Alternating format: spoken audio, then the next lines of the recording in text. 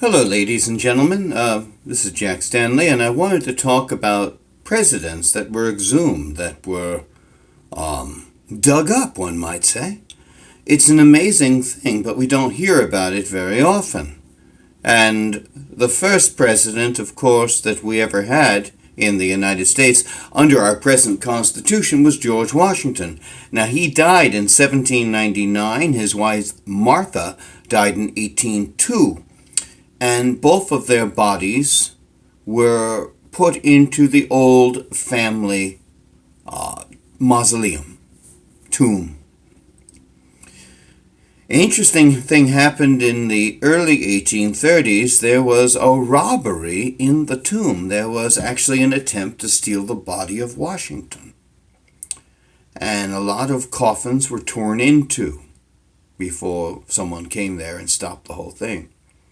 And there was an examination of the area, and the bodies and coffins of George and Martha were found, and they were taken out of the old family tomb. And George Washington's coffin was opened, and he was looked upon. They said he looked somewhat like a statue. His skin had dried and adhered to his scalp. He was wrapped in a shroud. And also, they said the body still showed the broad shoulders and the like, and that there was a yellow liquid dripping from the coffin. And a hand was placed upon the brow of Washington. This is the way they put it in Harper's monthly magazine in the 1850s when they talked about Mount Vernon and the exhumation of Washington. And so he was brought into a new tomb, which is the one that you see today. And they said as they were carrying the inner coffin, which was the lead-lined one, that yellow liquid was staining the interior of the marble of the thing that you see today. Inside it's all stained, but he was brought in, and it was sealed, and he was never seen again. But that was in the 1830s. It's kind of interesting. Now, John Adams was moved. He died in 1826. He was predeceased by his wife, Abigail. She died in 1818. He died in 1826.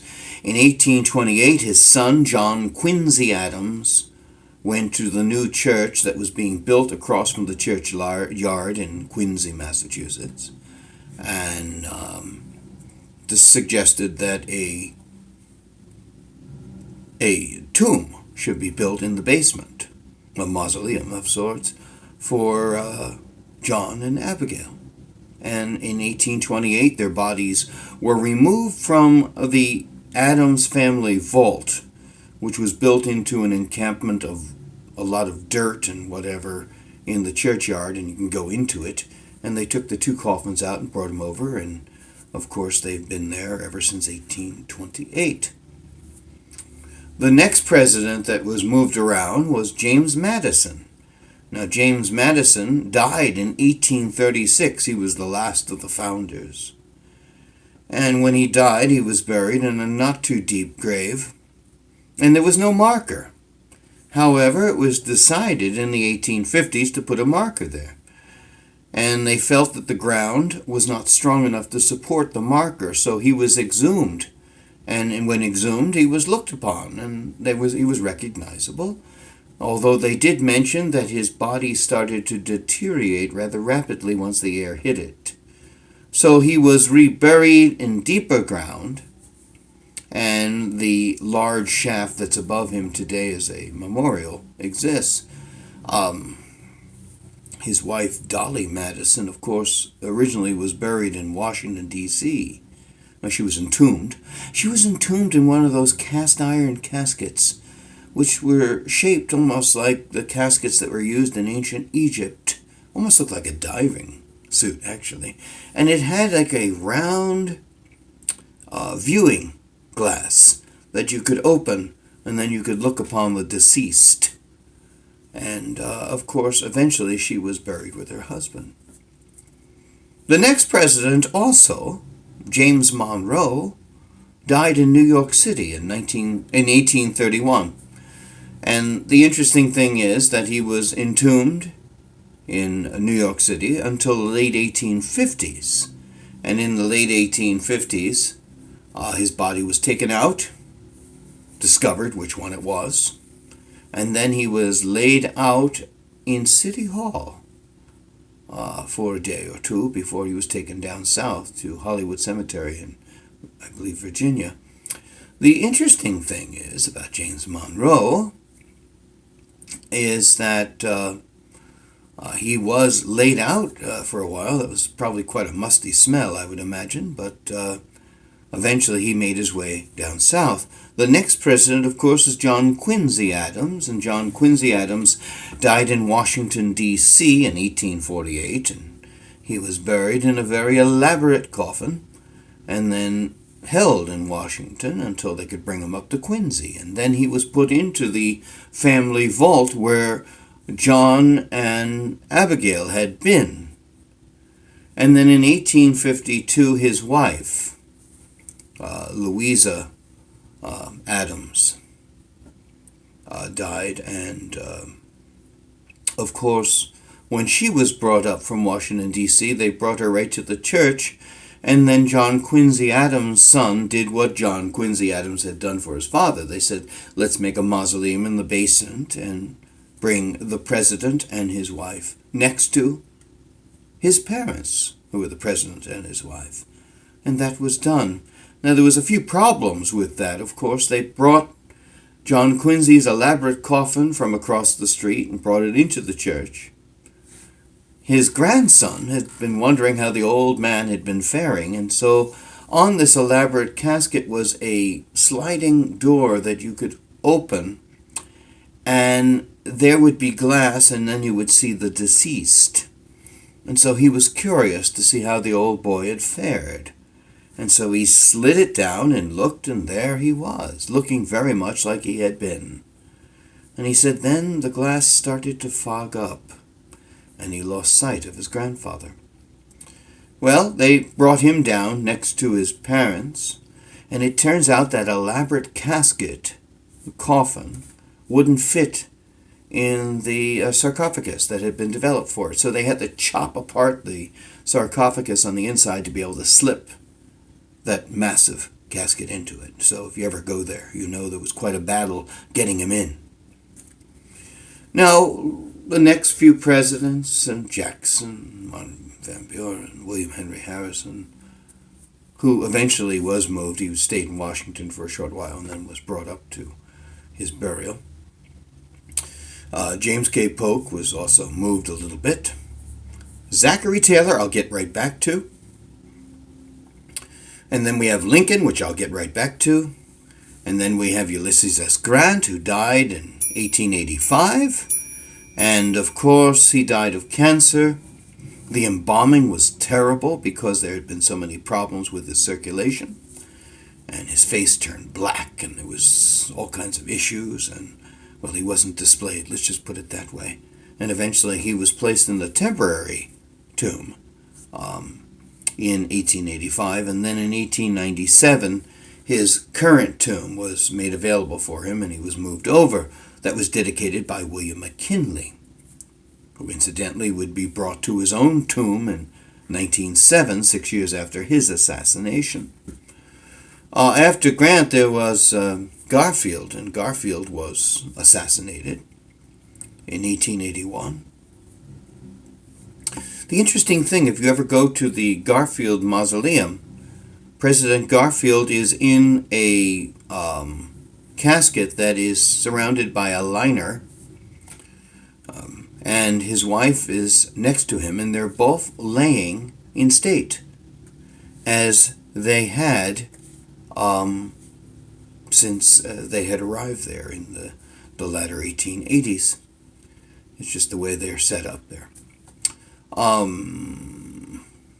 Hayes, Rutherford B. Hayes, was moved, I believe in 1915. He was exhumed, and his wife was exhumed. And actually, when they were exhuming his wife, her wedding ring fell out of the coffin. and that's on display today. The next to be moved, of course, was William McKinley, which I mentioned before. And then the next ones to be moved was Warren G. Harding. He was moved a little bit, not too much. Nothing much happens until we get to John F. Kennedy. And John F. Kennedy was assassinated in 1963 and buried shortly afterwards at Arlington Cemetery. In 1967, he was exhumed. Now, that does not mean his casket was opened and they were looked at. He was in a Wilbur vault, to be perfectly honest, and the casket was in that, and the vault and casket were moved undisturbed to the new location where they are now. He was buried. After that, he was entombed. He's not in the ground. He's basically placed underneath that memorial. Now, the rest of our presidents haven't been moved around too much. There's two that are very interesting. One is Zachary Taylor, who died in 1850. It's a fascinating story how that all happened.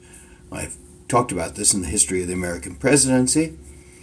But there was a suggestion made in the 1980s that he had suffered from arsenic poisoning, and that's why he died. He would be the first president assassinated. And so, with the consent of his family, he was exhumed from his tomb in Kentucky, taken and basically looked at. He was basically skeletal, but there was pieces of flesh here and there, and a lot of hair. And they tested it, and they discovered that he had as much arsenic on his body that would be natural. So the whole idea of his assassination kind of went the way. And lastly is Abraham Lincoln. Abraham Lincoln was assassinated in 1865. There was a battle over his body, where it was going to be from the moment he died. He eventually ended up in Springfield, Illinois. There were attempts to steal his body. Therefore, his body was hidden under trash. It was moved constantly. He was looked at constantly to make sure he was in the coffin. The last time he was looked upon was 1901. Actually, we had the third president assassinated and buried by the time that Abraham Lincoln was looked upon the last time.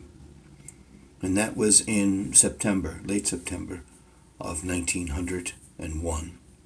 And he was buried in 10 feet of cement.